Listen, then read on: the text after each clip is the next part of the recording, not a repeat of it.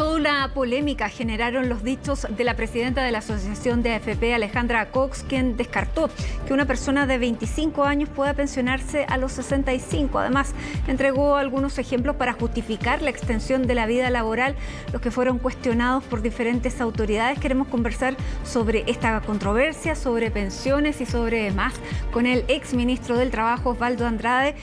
Osvaldo, ¿cómo está? Muchísimas gracias por el contacto con CNN Chile. Bienvenido, buenas tardes. Buenas tardes, ¿cómo está usted?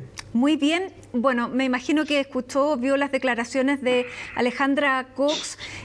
¿Cómo las toma? Siento que se está debatiendo también el tema de pensiones y se está debatiendo en un ambiente bastante tenso. Bueno, muy desafortunada, porque no dan cuenta de la generación de un clima adecuado para esta conversación. Como usted bien señala, la discusión sobre el tema de pensiones es una discusión controversial, es una discusión que genera pasiones, que genera puntos de vista muy divergentes. De hecho, la tramitación del proyecto así lo ha demostrado. Entonces, declaraciones de esta naturaleza que generan una controversia además completamente inútil, completamente fuera del lugar, no ayuda en nada a generar el clima que se requiere para una buena conversación.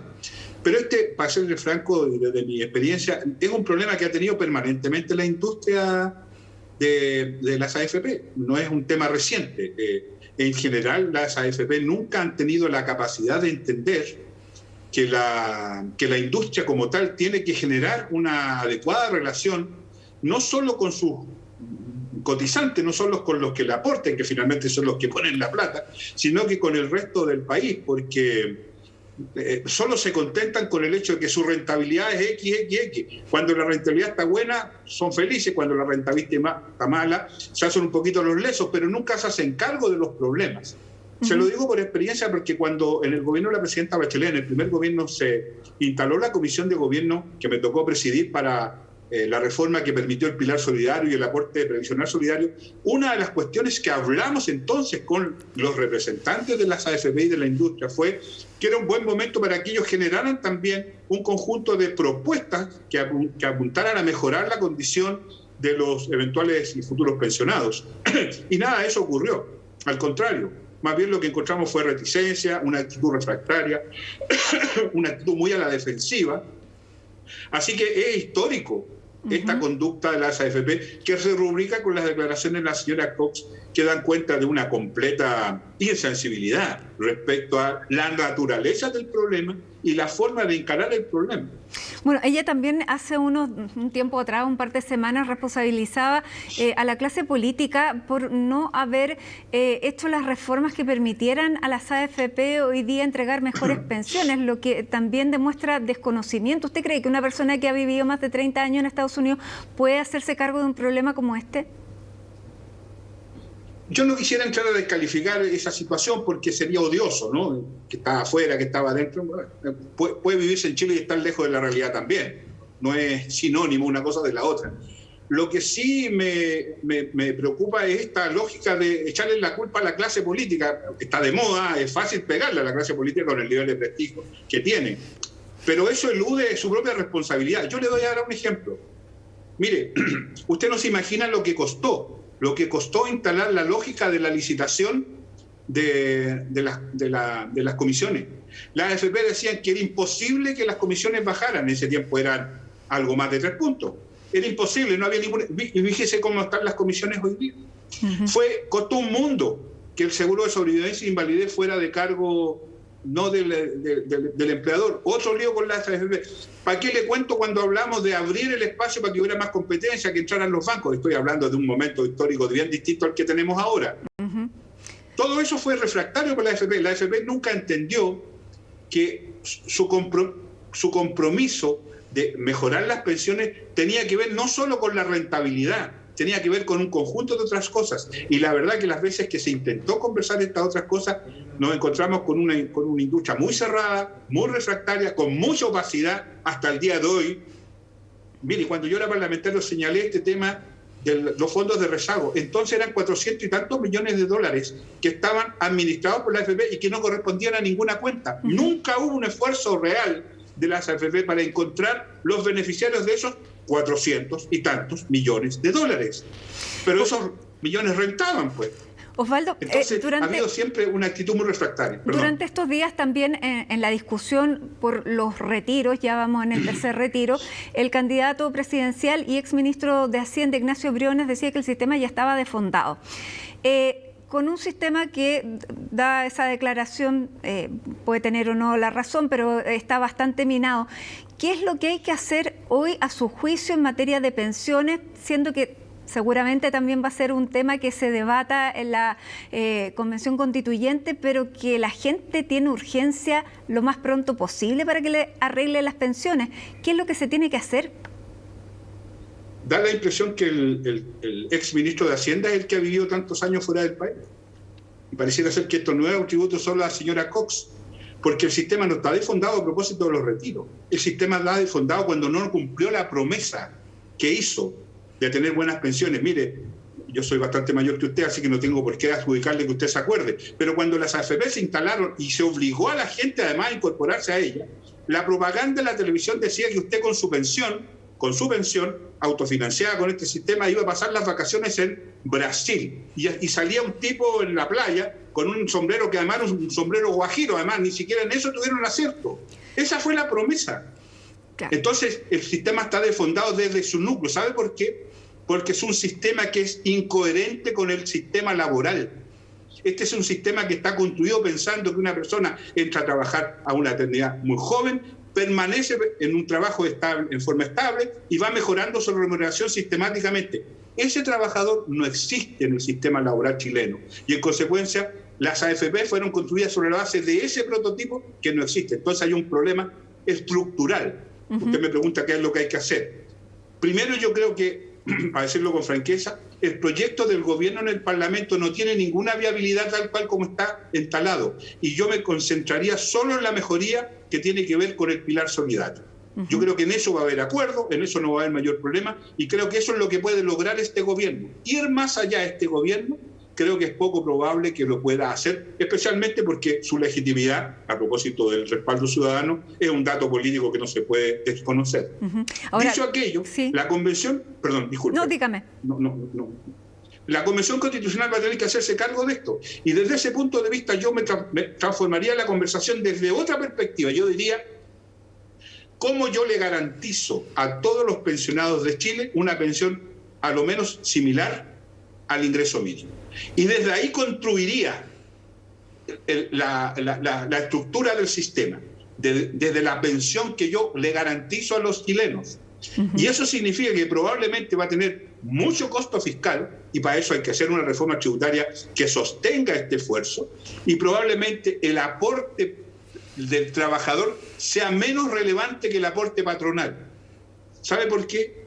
Porque cuando uno le dice a un trabajador, mire, yo le voy a sacar de su sueldo el 10% para que lo administre otro, y por esta administración usted va a pagar una comisión, ya está mal planteado el problema. Porque además, cuando le dice, ¿y qué pensión voy a tener yo? Mire, la pensión va a ser más o menos nomás porque hay lagunas, porque se trabaja pocos años, porque se está, no se está, porque se es independiente. Entonces, cuando uno le dice, oiga, mejor saque su plata, pero por supuesto que la va a sacar. Entonces hay un problema estructural del sistema, porque este es un sistema que a lo que apunta es a juntar plata para que las empresas puedan ocupar esa plata en buenas inversiones. Y esa rentabilidad, el chorreo de esa rentabilidad, perdón que use la expresión, se vaya a las pensiones. Como eso es muy complejo, muy difícil, y además no se da en la concreta, la gente no tiene ningún... Este es un sistema que carece de todo prestigio. Y estas declaraciones de la señora Cox abonan a ese desprestigio, por eso creo que son tan desafortunadas. Entonces, si usted me pregunta qué es lo que habría que hacer, hay que pensarlo de nuevo. Pero hay que pensarlo de nuevo sobre la base del sistema laboral que tenemos, con trabajadores que empiezan tarde, que ganan poco, con mujeres que están completamente dañadas con el sistema laboral y en consecuencia también con el sistema previsional, con momentos en que se es formal, se es informal, se va a la feria, se hace Uber, se hace colectivo, no se cotiza por todo, los sueldos no mejoran a veces en forma miserable, hay mucho trabajador informal o con contratos formales que son hipócritas, los honorarios del sector público, por ejemplo, que nadie en duda que son las relaciones laborales, pero que en la formalidad no lo son. Entonces, tenemos muchas cosas que arreglar en el sistema laboral. Y arreglando esas cosas en el sistema laboral, hablamos del sistema previsional. Cambiando de tema, Osvaldo, ¿cómo ve la disposición de este gobierno que usted planteaba tiene una legitimidad baja? Bueno, lo refrendan las encuestas. ¿Cómo ve la disposición del gobierno a acoger esta propuesta de mínimos comunes que entregó hoy día la oposición? También tiene que recibir una de su propio conglomerado. ¿Está en condiciones de poder rechazar o tener una postura muy distinta a la que se le está presentando? Yo creo que tiene muy poco espacio para tener una actitud refractaria a la propuesta, porque es una propuesta seria, viable, que tiene un costo, pero lo que ha quedado demostrado y ha desmentido el conjunto de argumentos que conocimos durante mucho tiempo, que es posible financiarla, ni siquiera es necesaria una reforma tributaria para eso. Es posible financiarla con endeudamiento, con el ahorro que hicimos durante todos los años de la transición, y además había que agregar con los excedentes del cobre. O sea, es una propuesta que se puede financiar sin necesidad de ninguna reforma tributaria. Miren lo que le estoy diciendo. Por supuesto que hay que hacer una reforma tributaria, porque esto hay que sostenerlo en el tiempo, y el fisco va a quedar con problemas y vamos a tener déficit, qué sé yo. Pero hoy día, dada la urgencia de la necesidad, yo creo que es perfectamente posible hacerlo con estas otras alternativas. Y usted me pregunta cuál es la disposición. Mire, hoy día cuando yo leía en la prensa cómo la presión del frente de la derecha, de los partidos de derecha, al gobierno le decían, oiga, hágalo después de las elecciones porque esto se puede prestar para que el rendimiento electoral sea menor de lo esperado, en consecuencia, yo empiezo inmediatamente a pensar en la mala fe. Porque todo el mundo está consciente que esto es urgente. Todo el mundo está consciente que esto hay que hacerlo ya desde mayo. Entonces que a mí me digan, pero mire, ¿sabe? Esperemos hasta después de las elecciones, porque si usted lo hace antes, puede que esto redunde en las elecciones, ya la cosa no anda bien. Y me preocupó cuando lo leí, y créame que incluso asumiendo el dato que puede ser una información que no es del todo correcta, ya el hecho que se trasluzca en la prensa y en la opinión pública da cuenta de que hay una actitud, no al menos de mala fe, de buena fe en este sentido, que es lo que uno esperaría, porque, digamos las cosas francamente, lo que está haciendo la oposición en este esfuerzo, que tiene detractores al interior de la propia oposición, o sea, que no es una cuestión fácil, lo que está haciendo es un gesto político, porque está poniendo en primer lugar la necesidad de las personas, y al poner la necesidad de las personas, evidentemente le da un aire al gobierno, pero el gobierno no quiere respirar. Y solo respira cuando su conglomerado le dice, oiga, denos un poquito de tiempo, porque de lo contrario nos puede ir peor en las elecciones. Eso a mí me parece muy desafortunado.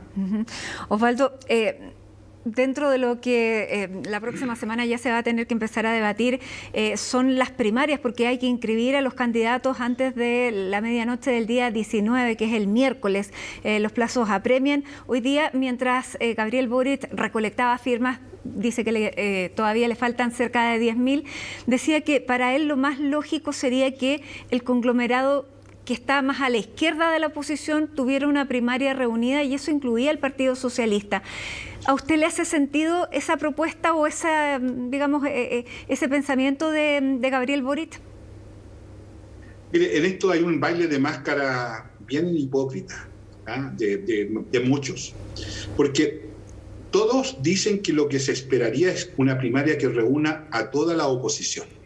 Todos dicen eso, y por muy buenas razones. Pero cuando llega el momento de materializar esa voluntad, empiezan los problemas. Yo quiero decir francamente, los que han tenido una actitud refractaria persistentemente a un gran acuerdo de la oposición para enfrentar unidos como oposición en su conjunto este tipo de situaciones, han sido por una parte el Partido Comunista y por otra parte la democracia cristiana. Si eso ha sido así, por eso no tuvimos acuerdo para tener una sola lista de constituyentes. Por eso no llegamos todos juntos a la cosa de los mínimos comunes. Por eso no llegamos todos al acuerdo que permitió que hubiera plebiscito y asamblea constitucional y nueva constitución. Porque hay un problema al interior de la oposición que tiene dos polaridades que se han transformado en irreconciliables. Por eso cuando se habla de estas cosas y se dicen estas cosas, yo, perdone que lo diga, siento bastante cinismo porque no hay voluntad para hacer aquello. Entonces, si no hay voluntad para hacer aquello, yo creo que lo más probable, primero, esperemos los resultados del sábado y domingo, porque yo creo que esos resultados van a arrojar muchas luces respecto a la composición finalmente de la opinión ciudadana, y creo que eso es importante tenerlo presente. Vamos a ver si en una de esas la unidad constituyente se transforma en la primera fuerza política. Es un dato político distinto a que si no lo fuera. Si el Chile Vamos se desploma, habría que ver también qué pasa al interior. ¿Qué pasa si el acuerdo PC, el Frente Amplio, no logra un resultado adecuado? También todas esas cosas hay que considerarlas. ¿Para qué decir los humanistas, los regionalistas? O sea, veamos en la composición, especialmente, yo insisto, en el ámbito de los concejales, que es donde se miden los partidos. Exactamente. Osvaldo, ¿y que es donde se miden los partidos? O sea, hay que elegir uno de los dos porque claramente... No, pero hay muchas alternativas. ¿Hay muchas más alternativas. Está la alternativa, que no hay que desechar, por lo menos los socialistas hemos sido enfáticos en eso desde siempre, de una sola primaria que estén todos involucrados, todos, sin excepción, sin ningún tipo de veto para nadie. Reconozco que eso no lo hemos logrado. ¿Pamela Giles la pondría también?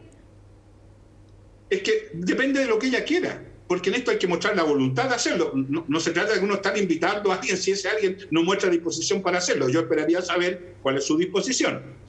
Pero le reitero, yo, desde el punto de vista de los socialistas, por lo menos, no tenemos para nadie veto. Bueno, todos los que quieran estar, que sean de oposición naturalmente. Pero si eso no resulta, hay varias alternativas. Una alternativa es una primaria PC Frente Amplio, si Gabriel logra completar sus votos. Yo no lo veo fácil, para serle sincero, sin perjuicio que le deseo que lo logre. Segundo, una primaria de la unidad constituyente, desde la democracia cristiana, socialistas, PPD, radicales, progresistas, ya. Pero también existe la posibilidad de una primaria solo del socialismo democrático. Por supuesto, que es una alternativa. Y para serle franco, también está la alternativa de ir a la primera vuelta. Entonces, yo no me atrevería a señalar hoy día, sin antes tener la única encuesta que vale la pena considerar, pues, si las demás son puras... Bueno, no quiero ser grosero en este programa. Las demás, también son encuestas. La única que vale la pena es la del sábado y domingo. El voto, bueno, y eso lo vamos a conocer recién el domingo en la noche, bien entrada la noche, así que, claro, el tiempo va a ser breve para tomar esas decisiones, va a inscribir las candidaturas. Osvaldo Andrade, se nos acabó el tiempo. Solo desde mi experiencia le puedo decir, y he estado en hartas de estas cosas, que usualmente estos tiempos que son muy cortos se resuelven media hora antes, oiga, que se cierren los plazos. Así que tenga confianza. Ahí estaremos casi a medianoche. Bueno, así es. Muy bien, muchísimas gracias, Osvaldo Andrade, exministro del Trabajo, militante socialista. Que esté muy bien, muy buena tarde. Que esté muy bien usted también y muchas gracias.